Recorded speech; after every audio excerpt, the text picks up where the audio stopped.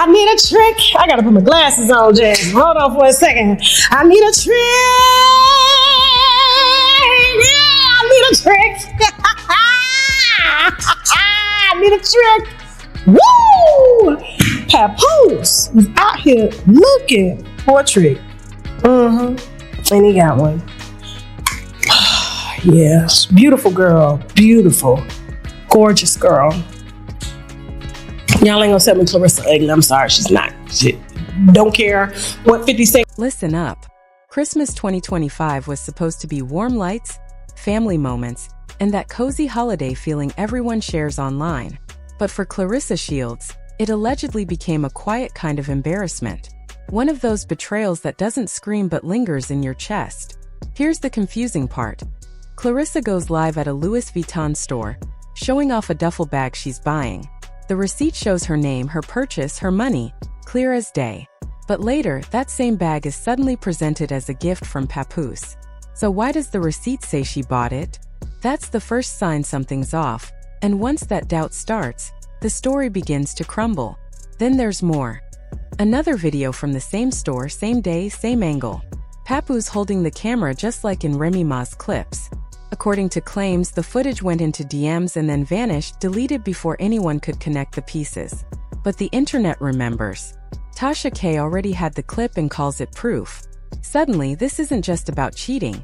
It's about manipulation, money, and control. If Claressa really thought she was special while he was still involved with Remy, then this wasn't love. It was a trap. I'm sad to report. Because here's the thing, the Christmas thing, we gotta go back to 2025. I'm so sorry about this, y'all. We gotta rewind it back. I gotta do one spin for this. We gotta rewind it back, okay? So the Christmas thing had me bothered. Had a lot of y'all bothered. Claressa spent Christmas alone. She was live in the Louis Vuitton store buying Louis Vuitton bags and a duffel bag. Posted the receipt of the duffel bag online, had Papoose give her a Louis Vuitton box with a duffel bag in it, and forgot that she had posted the receipt stating that she bought the duffel bag that he gifted her. Then she said, hey, can you get this online so people would think you bought me something? Okay, cool. I'm gonna sit down right here like this. All right, right there. Put the camera up. Let's go. Same way he was holding the camera for Remy Ma that she claims that he was not with on Christmas Day. Christmas 2025 was supposed to feel warm and calm. Lights glowing softly, family around. A moment where gifts and presents both carried meaning. But for Claressa Shields, that day didn't bring joy or clarity. It revealed contradictions. Publicly, she shared a simple, almost fragile statement. I was alone on Christmas. No anger, no drama, just a quiet declaration that suggested she was emotionally and physically isolated. For a brief moment, people accepted that as the truth. Yet the internet doesn't let things sit. It traces moments, follows timelines, and timelines don't lie, they collide. On that very same day, while the story of solitude circulated, Claressa went live inside a Louis Vuitton store. Luxury shelves, designer bags, a duffel bag clearly displayed. Then came a detail that shifted everything. The receipt. It wasn't hidden, leaked, or unclear. It was hers, showing the bag was bought with her money. That was the first crack in the story.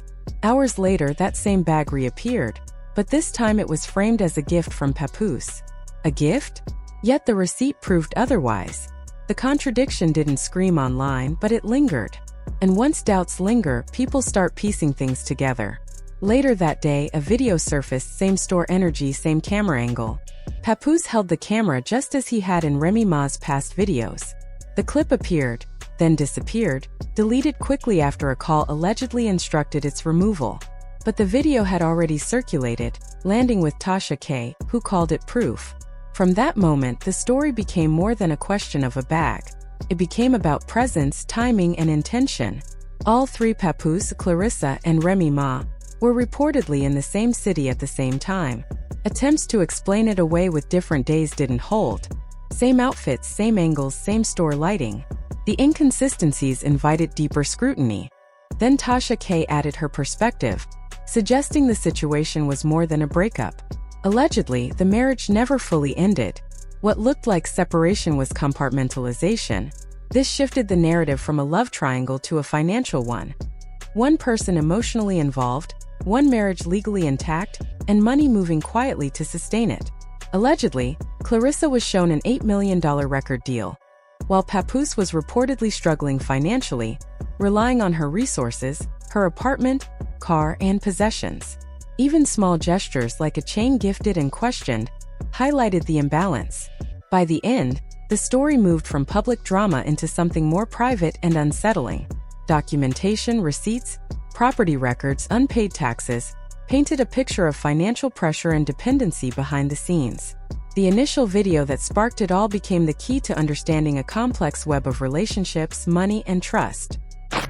And when this video came out, and they put it in my DM and I posted it, the owner of this fur coat store deleted the videos. He got a call mysteriously to delete immediately, but too late. Tasha K already had it, boo.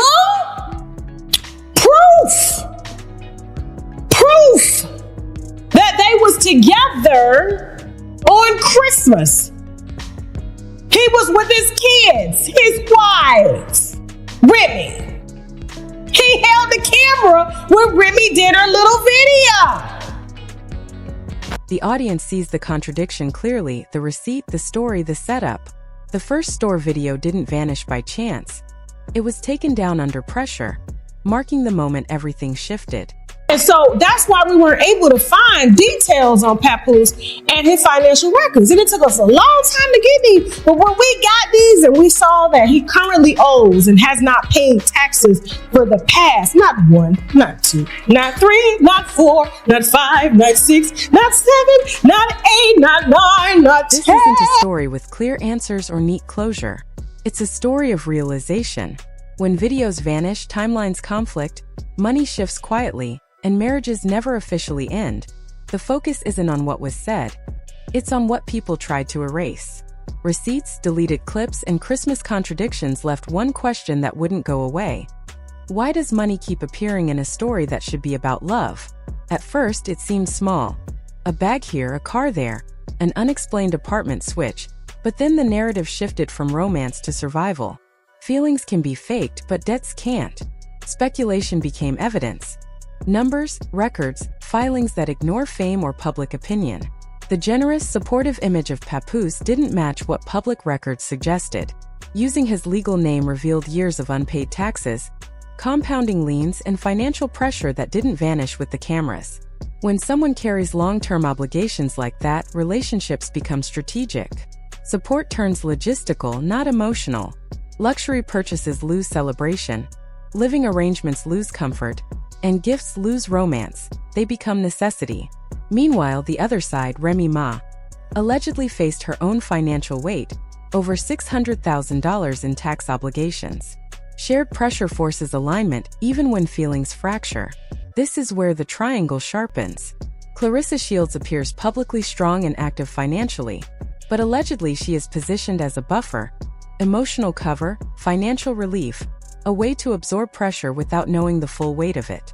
Reframed, the duffel bag isn't romance, the apartment isn't comfort, the jewelry isn't a gift, they are all function.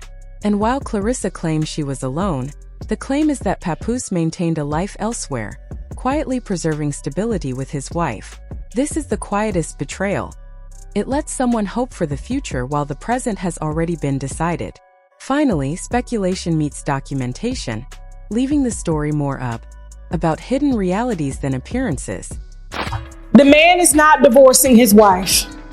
She's not divorcing him because you are the lick. He is going to help his wife to get out of debt using the money that you make from fighting. So in my opinion, he's giving you a fake $8 million deal, which is credit. It's there. But if you go win, you don't need it. There's no money. Once that video appeared, everything changed. The audience wasn't reacting to rumors anymore. They were reacting to scale. 13 years of unpaid obligations isn't a mistake. It's avoidance. And when avoidance is combined with luxury, public displays, and emotional storytelling, it creates two realities. one for the public and one for survival. That's when the idea of a fake deal starts making sense, not as accusation but as logic. If money is promised but never delivered, if agreements exist on paper but not in action, if reassurances keep someone invested, then the real gain isn't payment, it's patience. Patience buys time. To avoid consequences, delay exposure, and keep everything unresolved. This brings us back to the divorce that never happened. Withdrawal raised eyebrows because ending the marriage could have triggered financial reckoning. Shared assets, debts, obligations, everything would be exposed. Staying together quietly became the safest choice. In that silence, Clarissa's role becomes clear. She wasn't a villain but collateral, a person whose earnings could cover debts, whose presence could distract from records, whose trust could be leveraged without paper. This isn't a love triangle. It's a pressure triangle. Pressure doesn't need affection. It needs access. By the end of this part, the question isn't whether Claressa was misled. It's whether she was ever meant to know. When relationships are structured around avoidance, honesty becomes dangerous. Silence around the marriage, finances, and deleted video starts to sound the same. Controlled hearts don't end with outrage. They end with realization. The biggest danger wasn't betrayal. It was invisibility. Once the money trail appeared, the story was past the point of return. Luxury purchases, living arrangements, and gifts stop looking like romance. They become necessity. Clarissa's public strength and financial activity didn't protect her. She was positioned to absorb pressure, remain emotionally invested, and unknowingly support a structure she couldn't see. While she spent Christmas believing she was alone, Papoose was elsewhere, with the family that still legally defined him. This isn't chaos. It's order she wasn't included in. The emotional core isn't scandal or gossip.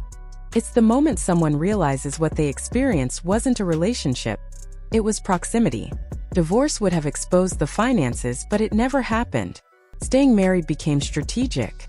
Clarissa's tragedy wasn't foolishness. It was exclusion. Allegedly, the $8 million deal was never about cash. It was reassurance to keep her invested long enough for other problems to be managed quietly. The real reveal isn't money. It's intention. She wasn't ever meant to cross from access into commitment. The illusion collapses and what remains is exposure, not entertainment. After this clip, there's no going back to uncertainty. This isn't about jealousy or bitterness. It's a warning. A warning that Claressa may be supporting a system that was never meant for her. A warning that the marriage she believed ended never actually did. A warning that her silence has been convenient for others who benefit quietly. Tasha K's conclusion isn't loud, it's final. She doesn't say the relationship ended. She says it never truly started. Real beginnings need honesty, freedom, and no other legal commitments. None of those conditions existed.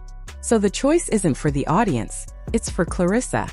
Does she step away and expose the structure, or remain silent and keep absorbing the cost of a system designed without her in mind? This isn't gossip anymore. It's a pattern.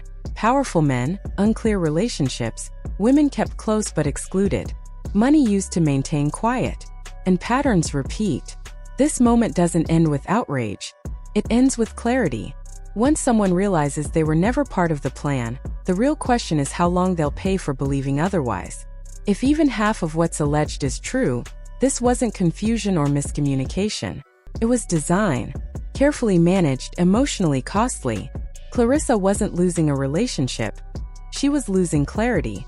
Allowed to invest, allowed to stand in the spotlight, while decisions and commitments were made in rooms she wasn't invited into. That's not heartbreak, that's positioning. The most dangerous part isn't money. It's silence. Silence protects systems, hides debts, and lets marriages remain intact while emotions go elsewhere. It's how people are used without ever being rejected. Once the receipts surface, videos vanish, and timelines collide, the truth becomes heavier than the lie ever was.